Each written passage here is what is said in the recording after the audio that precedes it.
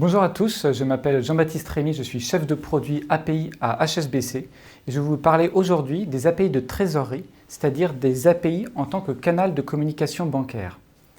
Donc, j'avais déjà eu l'occasion précédemment de vous parler des API de trésorerie. Sachez que la vidéo est toujours disponible sur la chaîne YouTube d'Univers SwiftNet. Mais aujourd'hui, nous allons attaquer le sujet sous un angle différent à travers 4 cas clients, cas d'usage. Et le but est qu'à l'issue de cette présentation, un ou plusieurs de ces exemples clients, de clients qui ont décidé d'opter pour l'API d'HSBC, fassent écho à l'un de vos besoins. Mais tout d'abord, un petit rappel des API de trésorerie. Donc, de quoi s'agit-il? Eh bien, les API de trésorerie sont un nouveau canal de communication bancaire, à l'instar d'EBIX ou SwiftNet que vous utilisez peut-être déjà pour émettre vos virements ou consulter vos relevés bancaires. Il y a cependant 3 avantages clés aux API de trésorerie par rapport aux autres canaux de communication. Le premier est l'aspect instantané, c'est-à-dire que les échanges entre votre API ou celle de votre éditeur de logiciel et l'API d'HSBC se font en instantané au fil de l'eau. Le second avantage est l'avantage de la flexibilité. En effet, il est relativement aisé pour vos équipes informatiques ou pour celles de votre éditeur de logiciel de trésorerie d'établir une connexion entre votre API et l'API d'HSBC et potentiellement ensuite de faire des mises à jour si jamais vous décidez de souscrire à de nouveaux services bancaires. Enfin, vos éditeurs de logiciels de trésorerie ou vos équipes informatiques peuvent veiller relativement facilement à ce que l'interface entre votre API et le reste de votre système informatique se fasse de façon optimisée. Le troisième avantage des API de trésorerie est celui de l'aspect à la demande, c'est-à-dire que vous n'avez plus besoin, lorsque vous attendez une information de votre banque, d'attendre de recevoir à une fréquence régulière votre relevé de compte ou votre relevé intraday, mais lorsque vous souhaitez une information, depuis votre logiciel de trésorerie, vous cliquez sur « Consulter cette information » et là, votre API fait immédiatement appel à l'API d'HSBC, envoie une requête et l'API d'HSBC, en retour, renvoie l'information qui vous est demandée directement depuis notre système informatique. Alors, un aspect qui nous est souvent demandé, c'est l'aspect de la sécurité. En effet, on sait que vous faites de plus en plus face à des tentatives de fraude de votre côté. Eh bien, HSBC, qui a une grande expérience de plusieurs années sur ce produit, peut vous confirmer que nous sommes réellement au même niveau de standard de sécurité que les autres canaux de communication bancaire, comme les banques en ligne, EBIX ou SwiftNet. En effet, lorsque vous souhaitez échanger avec HSBC à travers une API, vous communiquez via des clés de communication qui permettent de vous identifier et aussi de crypter les informations dans le sens aller, c'est-à-dire émission des virements, ou dans le sens retour, c'est-à-dire consultation des informations bancaires. Enfin, sachez que les échanges d'API à API se font via des formats de fichiers XML au standard ISO 20022, c'est-à-dire le standard international qui est voué à progressivement remplacer les autres formats de fichiers, que ce soit les formats locaux de type CFONB ou les formats internationaux de type MT Swift. Mais rentrons tout de suite dans le vif du sujet avec le premier cas client, qui est peut-être le cas le plus évocateur puisqu'il correspond à la plupart des demandes que nous recevons du côté d'HSBC en France. Donc il s'agit de la société TIO, que vous connaissez peut-être déjà. TIO est une société qui a mis en place un logiciel, une application de gestion de cartes de cadeaux pour le compte de grands groupes internationaux comme Adidas ou Amazon. TIO devant faire face à une croissance relativement forte de son activité, il était nécessaire et primordial pour eux de moderniser son système informatique et particulièrement sa gestion de trésorerie. Eh bien, TIO a fait confiance à HSBC en souscrivant aux API de trésorerie de consultation des soldes et de consultation des écritures. Donc, comment cela fonctionne? Eh bien, lorsque TIO souhaite consulter ses soldes bancaires, ils n'ont plus besoin d'attendre toutes les demi-heures ou toutes les heures leur relevé intraday, ce qui va saturer leur système informatique parce qu'ils vont recevoir un grand nombre de fichiers dont ils n'ont pas d'utilité dans la plupart des cas. Ils ne vont pas non plus attendre leur relevé de fin de journée quotidien.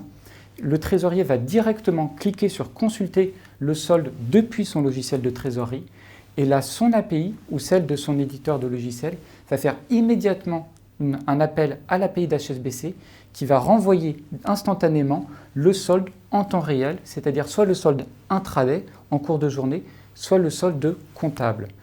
Grâce à cette information qui est directement intégrée dans son système informatique, le trésorier peut piloter pleinement son activité. Donc, il peut établir des virements d'équilibrage de façon automatique ou manuelle, générer des virements intra-groupes ou pourquoi pas payer ses fournisseurs. Le second avantage des API pour TIO est l'API de consultation des écritures. En effet, de la même façon, le client peut à tout moment cliquer sur consulter les écritures sur ce compte précis entre telle date et telle date. Et là, son API va faire une requête à l'API d'HSBC qui va renvoyer en format XML la liste de toutes les écritures qui sont comptabilisées ou en cours de comptabilisation, qu'il s'agisse d'un débit ou d'un crédit.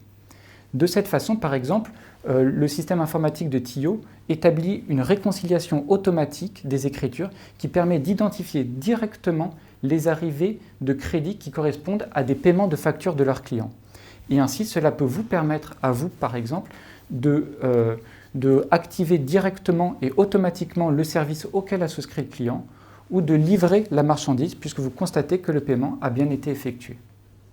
Donc l'exemple de TIO est assez évocateur puisqu'il vous montre en quoi les API de trésorerie vous permettent non seulement d'optimiser votre gestion de trésorerie, mais permettent aussi d'améliorer la satisfaction clientèle et pourquoi pas d'ouvrir de nouveaux services auprès de vos clients. Le second exemple est celui de la société TataClick. Donc TataClick, que vous connaissez peut-être déjà, est une filiale du conglomérat indien Tata qui fait de la vente de produits et de services en ligne. Eh bien, le trésorier de TataClick nous a indiqué il y a plusieurs années que la compétitivité pour eux ne se jouait pas uniquement en termes de nombre de produits disponibles à la vente sur leur site, pas uniquement non plus en termes de tarifs ou de délai de livraison, mais qu'il était aussi de plus en plus important pour eux de veiller à la satisfaction clientèle à travers les délais et les modalités de remboursement de clients. En effet, lorsque vous, par exemple, client de TataClick, vous recevez un colis et vous constatez qu'il est endommagé, forcément, vous êtes relativement insatisfait et vous n'avez pas envie de batailler pendant des heures avec un SAV pour pouvoir obtenir un remboursement. Eh bien, grâce à l'API de virement instantané, vous, client, vous connectez sur le site internet de TataClick, vous identifiez, vous indiquez le produit pour lequel vous souhaitez être remboursé ainsi que le motif et vous appuyez sur le bouton « Demande de remboursement ». À partir de là, TataClick, quelle que soit l'heure ou la journée, fait un contrôle automatique de votre demande, va analyser votre profil client, se dire d'accord, ce client est un client qui nous est fidèle, qui nous achète des produits régulièrement, qui n'a pas demandé de remboursement récemment et le motif de sa demande nous paraît légitime. Donc ce contrôle se fait de façon pleinement automatique à toute heure de la journée et si le contrôle est validé, l'API de virement instantané de TataClick va envoyer un ordre de virement à l'API d'HSBC en format XML. HSBC va faire les contrôles qui sont nécessaires, envoyer l'ordre de crédit à la banque du bénéficiaire et confirmer au bout de quelques secondes à TataClick que l'opération a été exécutée. Ainsi, quand vous, client, vous cliquez sur « Demande de remboursement », au bout de quelques secondes, vous avez la confirmation que TataClick vous a fait confiance et que les fonds sont déjà disponibles sur votre compte.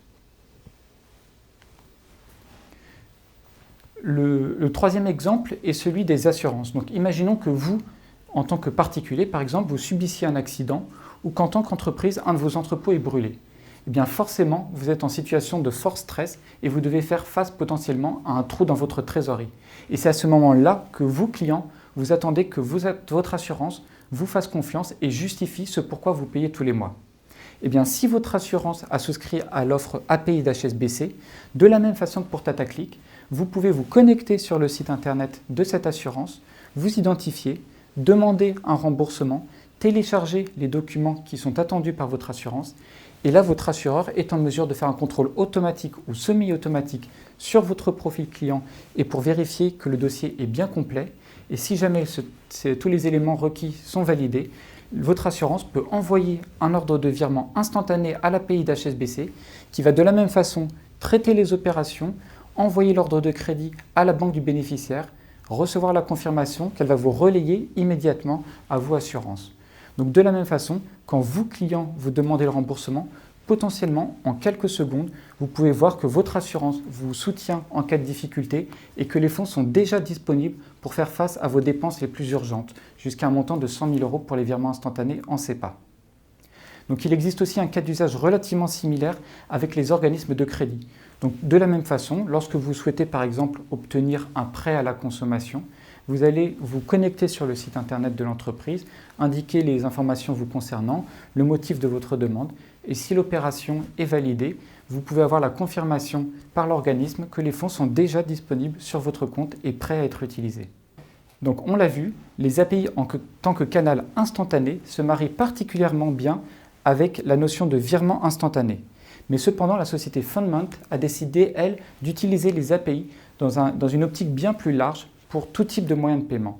En effet, les API permettent d'émettre des virements instantanés, mais aussi des virements SEPA ou des équivalents dans les autres régions, ou encore des virements internationaux.